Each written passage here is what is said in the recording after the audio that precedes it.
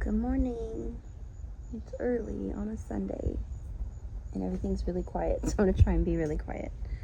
Okay, I'm actually gonna try and put some of these leeks and onions out in my beds today in the vegetable garden because I have to clear out a couple of beds and it should have some room. And I've got a couple that are growing greens. I may stick them in there. So let's go here. The green stalks that I seeded are looking really good. I did put some seeds in some of the empty pockets and I'm still waiting to try and find some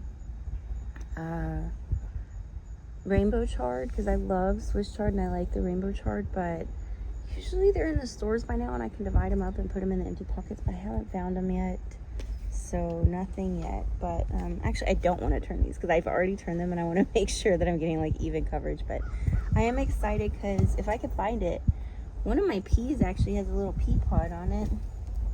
My lettuce. I do have, right, some of my seeds coming up where I reseeded. There. See? This little pea, I don't remember the name, but it's like this tiny little pea plant. And I have grown like the regular, just regular sweet peas. These peas taste better. They don't have like as much bitterness to them when I let them go a little too long. Also, I was looking again. This is not a baby bok choy. These are actually like a dwarf chard, a dwarf type of Swiss chard. So I'm actually excited to eat some of these. I do have like the little what are these called? Minor, like burrow. They're not. They just, I don't know. They go in there and eat trails in my leaves. I don't remember what they're called now for some reason, but anyway, I found some celery at my local garden center that I'm really excited to have found, and I've got some of the nasturtiums will come in, and also this one, the nasturtiums are coming up, and this one, the nasturtiums have been up, so hopefully we'll have like pretty nasturtium baskets. Let's see. I did go to the Stephen F. Austin fall plant sale yesterday. Most of those plants are in the back, so you'll see them when I do the tour of the back gardens today. But I am going to take some of the cuttings off of the blackberries and try and start rooting them for my neighbors because I told them I would. So, and the fig trees, I'm going to take some cuttings off of the fig trees too, because I really want to be able to get my neighbors like blackberries and fig babies in the spring, because I've got two neighbors that have expressed a lot of interest, right, in growing their own food, and that is what I am passionate about. So I want them to be able to have those options. There is rust. I need to kind of get in here and get some of these rust leaves off, but I'm really excited to see this guy put so much energy into growing tall this year that I'm so excited to see the actual figs. And we do have enough time where I should actually be able to harvest those figs before the frost. So, hold on. Okay, just gotta get these things tucked up in there. Okay, look at this guy. I told you I wasn't gonna cut it off, and it just keeps producing. So, I'm happy about that. We were sitting out here yesterday, Hubs and I, and I was gonna cut down the Turk's cap and stuff, but there are so many hummingbirds and butterflies, and I'll just pull all the seedlings out in the spring because I don't have the heart to take away their food source right now. This is I think it's called a coastal primrose that I thought had died, so it's come back up in a couple of places. I'm really excited to see that.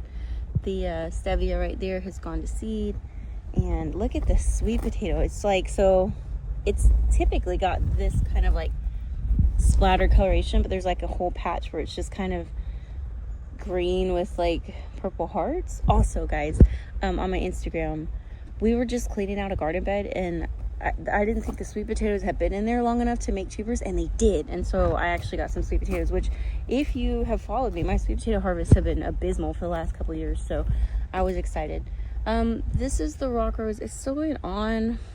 I think it's Ensign's blue sage that lives here really didn't do much this year, so I'm not sure I don't know. It's not dead, but it didn't do great. So the shiso is going to flower.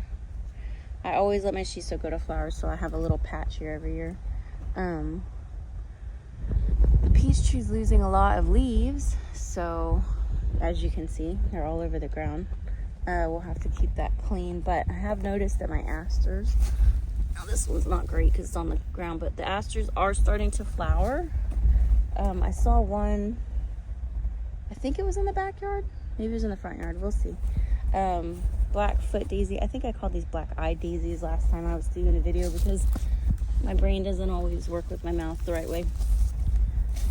Anyway, this was one of the finds I got at the plant sale, and it's a blue-eyed grass, but it's called Lucerne is the variety, and so it's got like bigger blue flowers. So I'm really excited to see this pop of blue next year, and I'll be real honest, as thick as this clump is, I will probably separate this out next fall, but for now we're gonna leave it and let it be happy.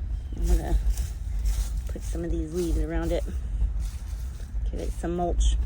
Okay, this was the other one that I found and put out here, and I haven't watered it, but I'm going to. I'm really excited because it's a Monarda, right? A native Monarda called Fuzzy Wuzzy, and it has yellow flowers, which if you know anything about bee balms, which is what Monardas are, they are not normally yellow, right? They're usually red or pink or purple. So I think this was discovered in 2006, and it is an East Texas native and Arkansas too, I believe. So I'm really excited to have this, and I hope that it likes it here. I'm going to try and keep it watered. Like you can see, the tape actually circles most of this planting, so hopefully that will do well. Today's the day I pull out these zinnias. I am leaving a lot of stuff for the butterflies and the hummingbirds and stuff, but this ain't going to be it. This has got to go today. So I love the Blackfoot daisy. Is still happy here. I do have, or had, yeah. Oh, Hub's got this with the weed eater. That's my garlic. So anyway, these seed heads for your echinacea, go ahead and leave those this time of year, right? Because the birds will eat most of these throughout the fall and winter, and then I'll cut them back in the spring. Or maybe late winter if I just get tired of looking at them. Wow, this went so far. You went too far, Passion Vine. Did I get rid of you? Did I cut you back? I certainly did not, because you're pretty and you're not hurting anybody. Like, these cherries are losing their leaves anyway this time of year, so I don't mind that they're taking over a bit. That Blackfoot daisy is being taken over a lot by this sweet potato, but it will die back and the Blackfoot daisy will come back. And apparently I've got some kind of allium. There's an allium that's got like a purple top, green bottom kind of flower. I think that's what these tiny little, it looks like grass, but it's some type of allium. I can tell you that for sure. Okay, so look at this patch. I mean, it's early, so there's nothing here right now, but in the middle of the day, in the afternoon, there were butterflies and bumblebees and hummingbirds and bees and native bees. Like everybody was out here. It was amazing. I guess I should go through this little guy and show you the front side. Ooh. Okay, so again, whatever that allium is, I really liked it, and clearly it's got its own plots, right? Okay. I'm kind of shocked at how much this Baptisia has come back. So it's kind of sad because it's going to come back and then it's absolutely going to die in the cold, but it is what it is. So this is the time of year where I really don't get in to this garden too much to weed it because it's just so overgrown with everything.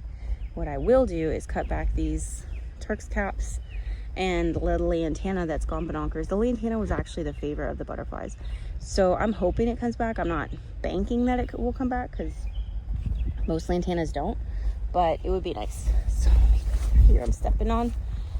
Look, that's my mom's mom, and all this craziness, my mom's mom is still going strong. And look, it's gonna flower soon. This is probably my favorite mom. It's like I'll call it a medium light pink, so it's kind of darker than a baby blue or baby pink, but it's not like dark pink. So oof. Look at that lantana. There was stuff all over this yesterday, and I could hear there's like up there, Hummingbirds have to have a nest up here because I would see them fly down, fly up, and then they would fight with each other, and you can hear their little chirpy, like chirp sounds. Okay. Again, I was gonna cut back this mint, but like there's flowers on it, there's critters in it. I think what's gonna happen, unlike most years, is I'm probably just gonna let all this stuff like die back, and that's not gonna happen until like December before I actually do anything to cut it back.